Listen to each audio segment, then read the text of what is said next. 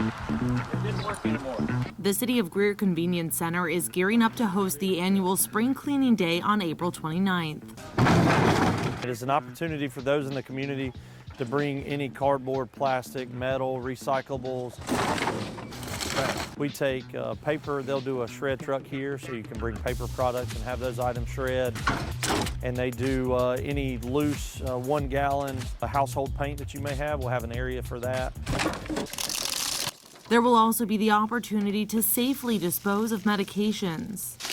Our police department will do a drug take back from 10 to 2. So any expired prescriptions or old medication you may have at your house, they'll have an area set up where they can take those things as well. Public Services Director Travis Durham says this is a great opportunity to dispose of items that are difficult to get rid of. Some of those shred trucks and the drug take back and the loose paint items of that, we don't offer that on a daily or weekly basis.